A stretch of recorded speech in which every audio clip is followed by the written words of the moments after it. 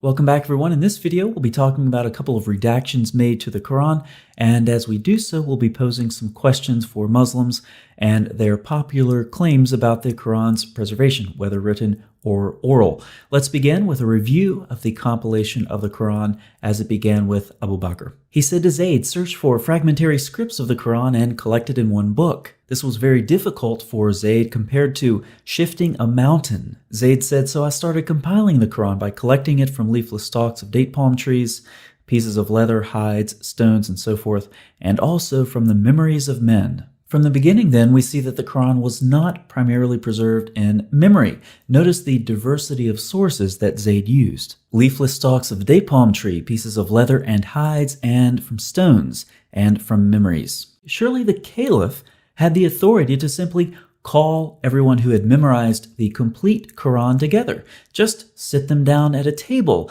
and as they recite, have Zayd record their words. But this isn't what happened. The Quran was in fragmentary form, explaining in part the difficulty of Zayd's task. Nevertheless, he finished his work, and the manuscripts of the Quran remained with Abu Bakr, and then Umar, and then Hafsa. Now let's fast forward to Uthman. Problems arose because of differences in the recitation of the Quran, so Uthman sent a message to Hafsa asking for the manuscripts that he would compile in perfect copies and then return them. He called on Zayd once again. In the case of any disagreements, it was to be written in the dialect of the Quraysh. When this was complete, Uthman sent his copies out to various provinces and ordered that all the other Quranic materials, whether written in fragmentary manuscripts or whole copies, be burnt. Now you would think Zayd would say something like, "I've already done this, why am I doing it again?" But he doesn't seem to object. But notice the concern. It's with differences in the recitation of the Quran. So what is Uthman's solution? To compile the Quranic materials in perfect copies and then burn his source material. So the variations in these manuscripts are causing problems for the early Muslims. But this raises an interesting question. What did Uthman do with his source material? He burned it. But if the Quran was preserved in memory, as many Muslims claim today, why didn't Uthman account for this fact? If the memorization of the Quran was so dominant, destroying manuscripts would not accomplish Uthman's goal of eliminating variant readings. Now, what kind of changes did Uthman make during his recension?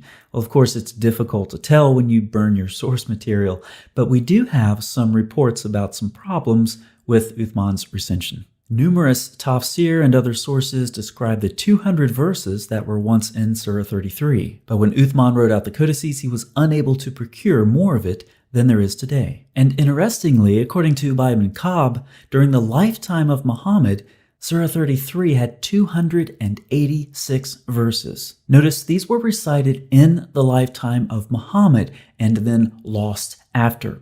So Uthman apparently lost several dozen verses out of just one surah, but he also made some unspecified changes. Abu Muhammad said whilst copying the Musafs, he burnt what he burnt from them from what he had changed intentionally or by mistake. Aisha's copy contained a variant reading of Surah 33:56, but this was before Uthman altered the scripture. There are dozens and dozens and dozens of these reports, so let's just leave them for now and move further down our timeline. Did Uthman eliminate all of the variant readings?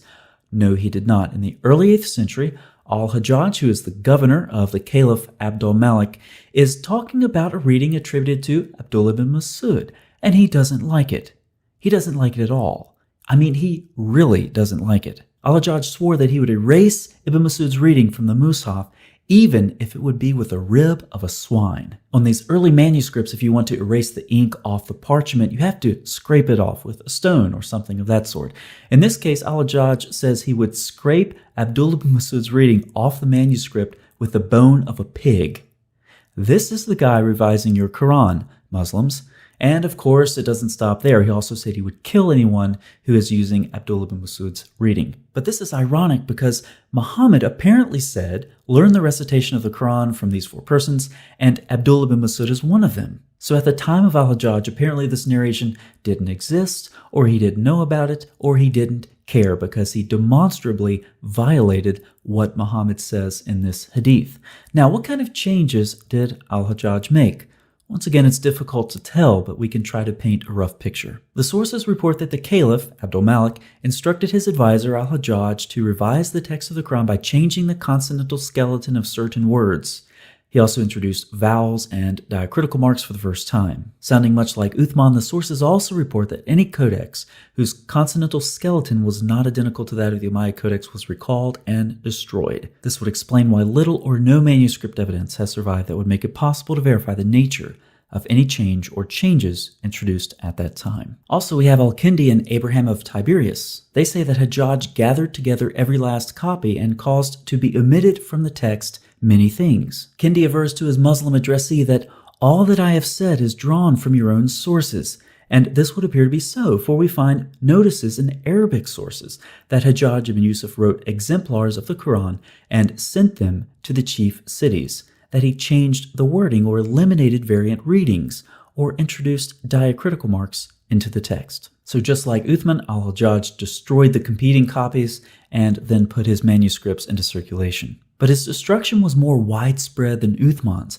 Al-Hajjaj destroyed both public and private manuscripts. As you can imagine, some were not happy, including Uthman's family. We have a report of the angry reaction of the family of Uthman towards the new Medinan Quran recension. The governor of Egypt even flatly refused al-Hajjaj's new Quran, but in spite of these difficulties, he was largely successful in standardizing his new text, and by the 2nd century AH, Uthman's manuscript had become a thing of the past. The Uthmanic Codex had disappeared. We have a couple of questions that are relevant to the preservation of the Quran.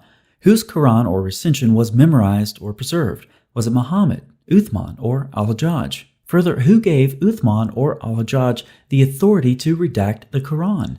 These are important questions that Muslims who want to claim the Quran has been preserved need to answer. Let's put this another way. On your screen, you have a timeline with dates for the various Qurans and or recensions. Now, our timeline begins with Muhammad's death at 632, but there's very good reason for thinking that Muhammad was alive several years later. We have about 11 sources from the 7th and 8th century that indicate this. But we'll start with 632, so let's just go with that. Now let's ask some questions.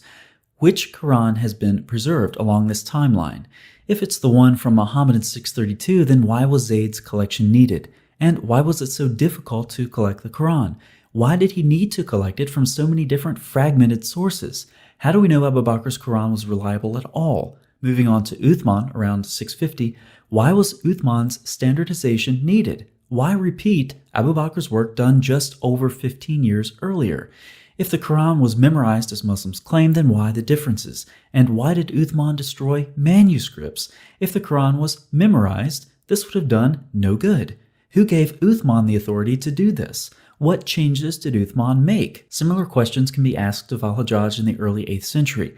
Who gave him authority? What was his motivation? What did he change? Why did he destroy the other Qurans? Why is it that at no point during these recensions do Uthman or al-Hajjaj indicate that oral preservation of the Quran will persist through their textual revisions? How can any Muslim possibly argue that the Quran was fixed in oral or written form before al-Hajjaj?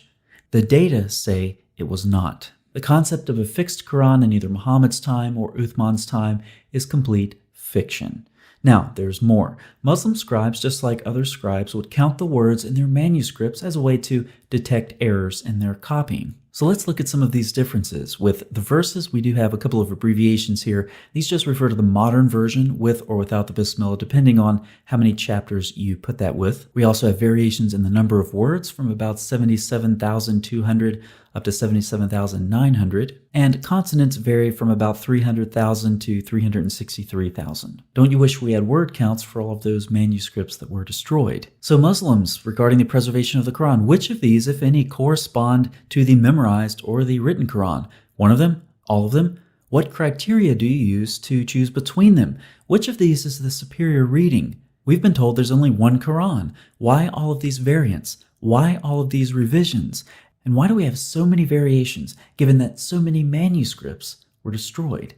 Based on the evidence presented in this video, I draw numerous conclusions. I'll share 3 of them with you. Any theory of miraculous or perfect preservation of the Quran is complete nonsense. 2, given the destruction of Uthman and al-Hajjaj, it is impossible to know the original Quranic readings. And 3, the Quran could not have reached a stable form before the early 8th century AD. Muslims, if you want to object to this video, begin your comment by saying, I watched the entire video. And if you don't do that, I'll know that you didn't watch the video, and in typical Muslim fashion, you're trying to comment anyway. So let's see how many Muslims don't do this and how many Muslims we can amaze with our psychic knowledge that they're trying to comment without watching the video. For the rest of you, thank you so much for watching. I'll see you next time.